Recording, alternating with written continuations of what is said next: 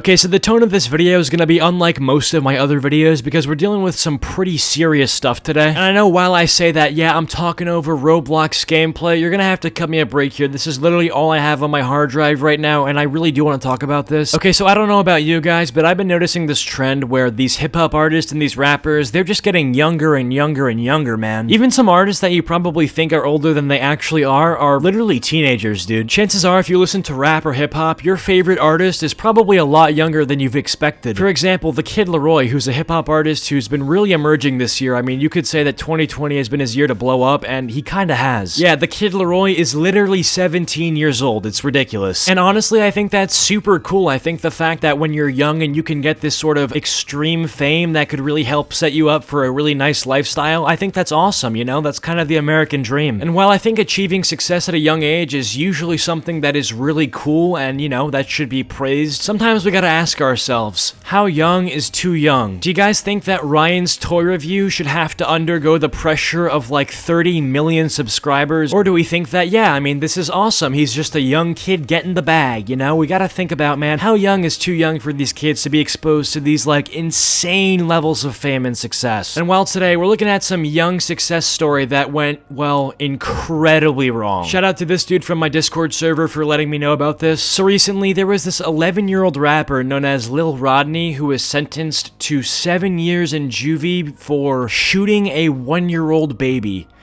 Holy fuck. I'm just gonna let this clip play real quick of this woman explaining who he is and what he's about. So what went down is this. This is a young up-and-coming rapper. Okay, up-and-coming rapper? Are we serious now? This dude is most likely in the 5th grade if he even attends school. This kid hasn't even hit puberty yet and you're telling me he's destined to be one of the greats? Like, okay, let's not. Maybe once he's mastered the concept of multiplication we can consider it, but honest to God, can we not glorify this guy like being a rapper when he's of the age of 11? I know I'm nitpicking here, but it kind of pisses me off. He's from Dallas, Fort Worth, and basically his video of him going to court went viral over the weekend.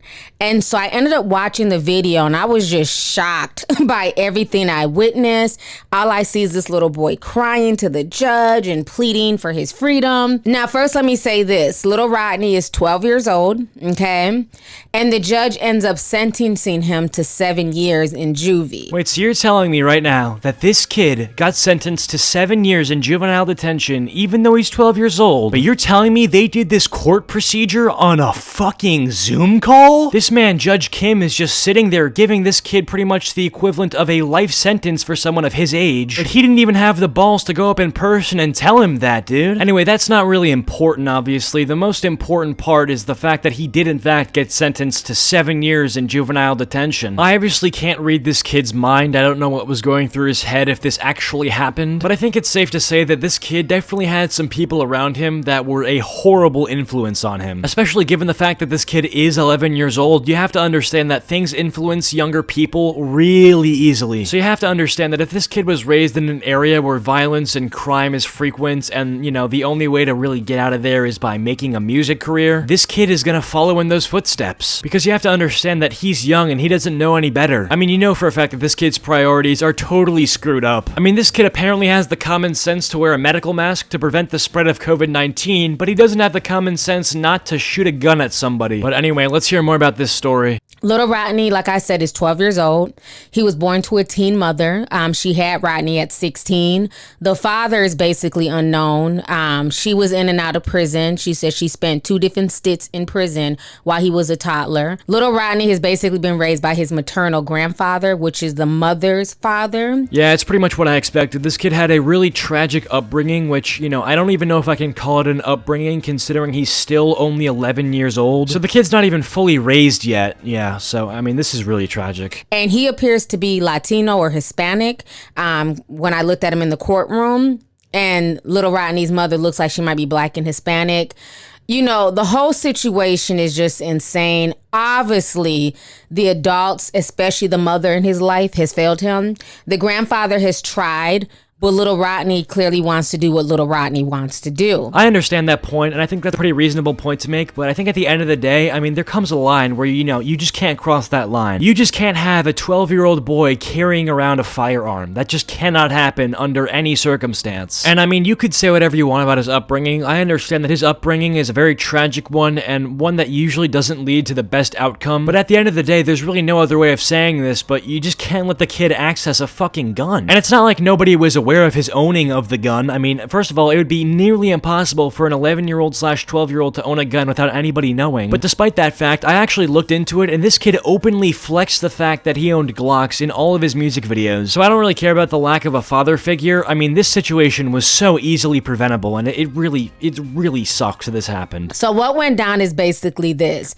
He was already on probation for arson. Okay, he had burnt down something in Texas, honey. And so he was on probation for arson. One of his homies died. And he asked the PO, could he go to the funeral? But he doesn't know the homeboy's real name. Because you know, when you're about that street action, we don't give last names in the hood. You just know them as Ray Ray and Pookie and Man Man and, you know what I'm saying, Buzz Shot and Buzz Down and Tatiana. And, you know, we got all types of nicknames in the hood. So I get that. Okay, yeah, I don't really care if that's how the hood functions. I really don't. But the fact that this kid is 11 years old, he should not have any involvement in the fucking street thug life. If somebody over the age of 20, however, decided that that's what they wanted to do, I mean, that's a completely different story. But you guys have to understand that this kid is really incapable of making long-term life decisions. He does not know the person's first and last name. And the fact that he's 12, if this is an older friend, he's not in school with them either. So they're like, well, you don't even know the person's name. You're not going to the funeral. So instead of him sitting down and eating his damn food, he decides to cut off his ankle bracelet. He ends up somehow, I don't know where this happened, the details are kind of sparse, but he ends up shooting a 1-year-old baby. Dude, I see shit like this, and I really want to go back to the time where the best children rappers out there were Lil Blurry and Matt Ox. And when I use the word best, trust me, I'm not talking about best at making music. Don't get it twisted, I understand that their music was terrible. I'm talking about best behaved. Because unlike Lil Rodney here, Matt Ox and Lil Blurry don't, how do I say this, they don't fucking shoot babies. But yeah, I really don't have much else to say other than what happened today with Lil Rodney is truly tragic, and yeah, I mean, just don't be like him. But of course, with that all being said, I hope you guys have enjoyed this video. If you have, be sure to drop a like and subscribe if you are at all new to the channel. Follow me on Instagram, at Twitter, and join the Discord server. Links will all be in the description below. If you guys have made it to the end of this video, comment down milkshake, and I will go heart your comments. But thank you guys all so much for watching, and I will see you guys all in the next video. Peace out.